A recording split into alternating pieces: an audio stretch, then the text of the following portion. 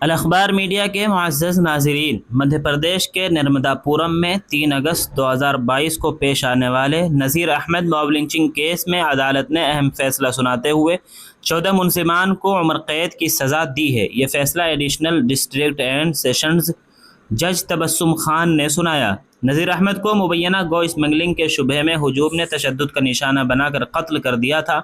طویل عدالتی کارروائی کے بعد عدالت نے 14 ملزمان کو قصوروار قرار دیتے ہوئے عمر قید کی سزا سنائی۔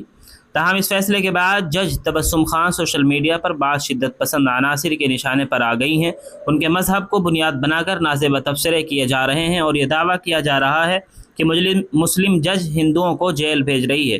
رپورٹس کے مطابق بعض سوشل میڈیا اکاؤنٹ سے نہ صرف نفرت انگیز مہم چلائی جا رہی ہے بلکہ کھلی دھمکیاں بھی دی جا رہی ہے۔ مبینہ طور پر کہا گیا ہے کہ اگر 10 دن کے اندر سزا یافتہ 14 افراد کو بری نہ کیا گیا تو ملک میں خون خرابہ ہوگا۔ اس معاملے نے ایک بار پھر عدلیہ کی آزادی، قانون کی بالادستی اور ججوں کی سلامتی سے متعلق سنجیدہ سوالات کھڑے کر دیے ہیں۔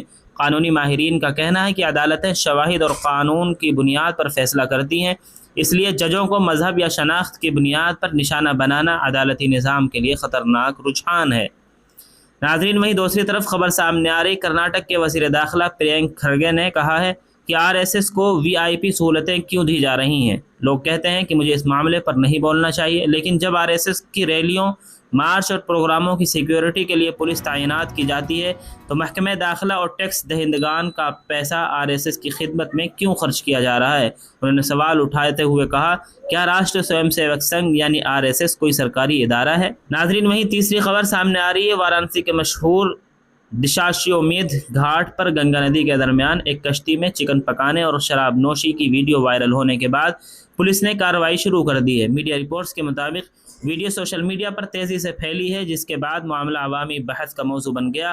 پولیس نے واقعے کی تحقیقات کرتے ہوئے کارروائی کی اور بعض افراد کو حراست میں لیا، جبکہ کشتی کو بھی ضبط کر لیا گیا۔ یہ واقعہ اس لیے بھی توجہ کا مرکز بنا ہے کیونکہ چند ماہ قبل رمضان کے دوران گنگا میں ایک کشتی پر افطار اور چکن بریانی کھانے کے معاملے میں 14 مسلم نوجوانوں کو گرفتار کیا گیا تھا۔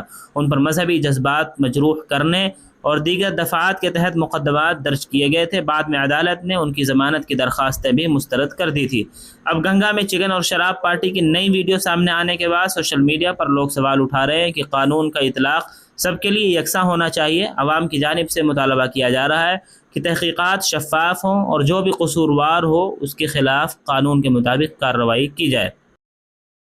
ناظرین، ایک اور خبر سامنے آ رہی ہے۔ لکھنؤ کے ایک کوچنگ سینٹر میں پیش آنے والے ہولناک آتش زدگی حادثے میں 15 طلبہ کی دردناک موت کے بعد سیاسی ماحول گرم ہو گیا ہے۔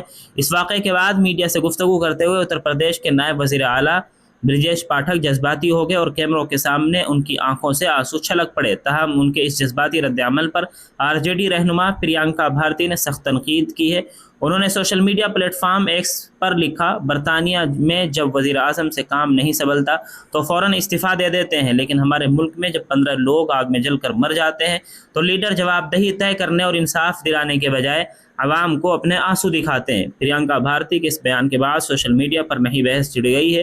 بعض صارفین نے حکومت سے حادثے کے ذمہ داروں کے خلاف سخت کارروائی کا مطالبہ کیا ہے، جبکہ کچھ لوگوں نے نائب وزیر اعلیٰ کے جذباتی ہونے کو انسانی رد عمل قرار دیا ہے۔ لکھنؤ آتش زدگی سانحہ پہلے ہی عوامی غم و غصے کا سبب بنا ہوا ہے اور اب اس پر سیاسی بیانات نے مزید معاملے کو گرم کر دیا ہے۔ وہیں جمعیت کے صدر مولانا محمود اسد مدنی صاحب نے علی گنج لکھنؤ میں شارٹ سرکٹ کی وجہ سے خطرناک آگ کے حادثے میں درجنوں سے زائد لوگوں کی موت پر دکھ اور تشویش کا اظہار کیا ہے اور مطالبہ کیا کہ اس حادثے کی غیر جانبدارانہ جانچ ہو اور کسی طرح کی لاپرواہی پائے جانے والے افراد کے خلاف سخت سے سخت کارروائی کی جائے اور متاثرہ خاندان کے ساتھ ہر ممکن مدد اور تعاون فراہم کیا جائے۔ ناظرین، یہ رہی آج کی چند اہم خبریں۔ ان کے متعلق آپ کی کیا رائے کمنٹ باکس میں ضرور لکھیں۔ اس طرح کی اور بھی ملکی اور ملی خبروں سے باخبر رہنے کے لیے الاخبار میڈیا کو سبسکرائب ضرور کریں۔ السلام علیکم۔